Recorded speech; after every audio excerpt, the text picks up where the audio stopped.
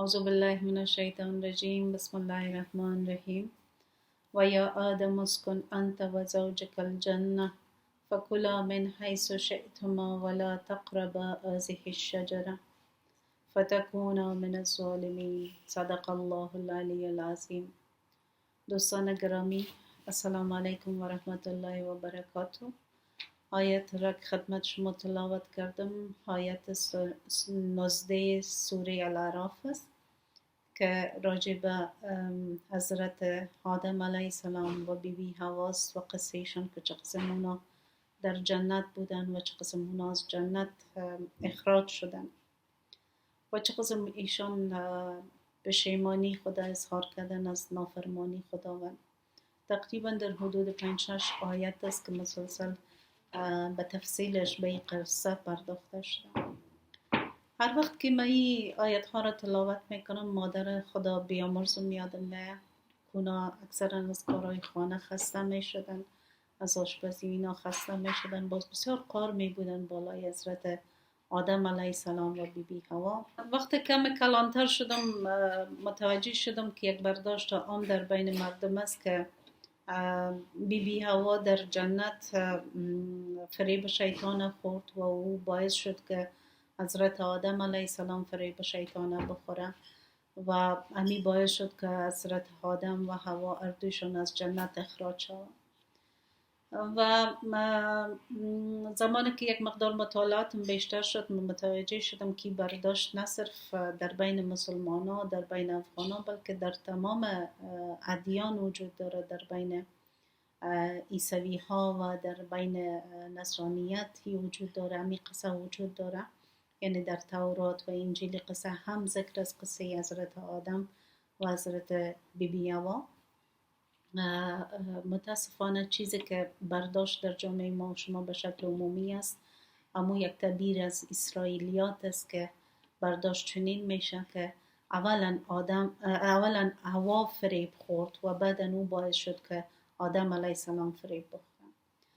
آیتی که خدمت شما تلاوت کردم و 5-6 آیتی که به تسلسل آیت ها ایجا است به بسیار زیباییش قرآنی را اشاره میکنه که وقتی که خداوند حکم میکنه به آدم علیه السلام که خودت و همسرت در جنت مستقر شوین و از تمام نعمت های جنت مستفید شوین به جز از این که به یک درخت مشخص دست دراز بکنین و یا از میوه از او استفاده بکنین.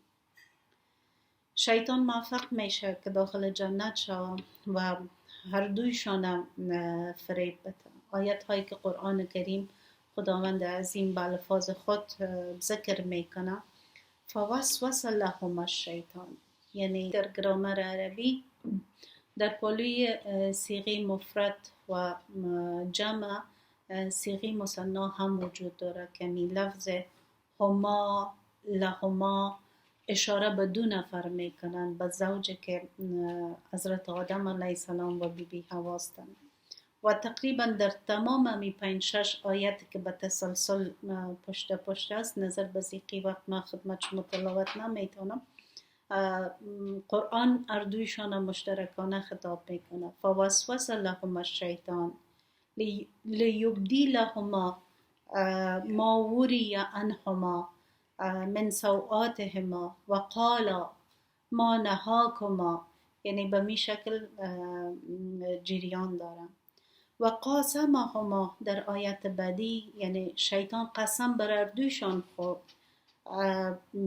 و به می شکل آدم و حوا هر دویشان فریب شیطان میخورن و نافرمانی خداوند میکنن و جزایی که مستقیما بعد از این که نافرمانی خداوند میکنن و جزای عاجلی که برایشان میرسه اما است که اردویشان برهنه میشن، حیایشان ازشان دور میشه، اونا ناگزیر میشه از برگهای درختان جنت خود بپوشانه و اینا از جنت اخراج میشن، هر دوشان مشترکانه اخراج میشه و خداوند برشان هشدار میده و میگه که من به نگفته بودم که شیطان دشمن آشکارای شما هر دو است. و زمانی که اینا در زمین یک مدت از همدیگه جدا و سرگردان و پریشان به سر میبرند و در امی مدت زمان هر دویشان مشترکانه یک دعا را تلاوت میکنن و امی دعا باعث میشه که رضایت خداوند دوباره اینا حاصل بکنه. که او آیت من خدمت شما تلاوت میکنم. قال ربنا ظلمنا انفسنا وان لم تغفر لنا وترحمنا لنكونن من الخاسرین.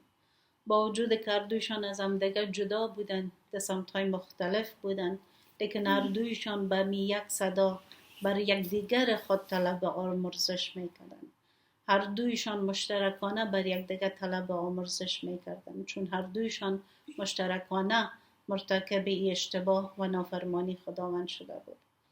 پس دوستای محترم، ای برنامه رو خواستم خدمت شما به این خاطر داشته باشم تا که سلسله درس هایی که هست راجع به مسائل و حقوق زن از دیدگاه دین مبین اسلام خواستم که از این نقطه آغاز بکنم و ایره خدمت شما دوستا بزرگوارا به عرض برسانم که خداوند در تخلیق انسان که پیکر انسانیت مشتمل از زن و مرد هست هیچ تفاوتی و هیچ نقصی و یا هیچ برتری و کمتری را در نظر نداره.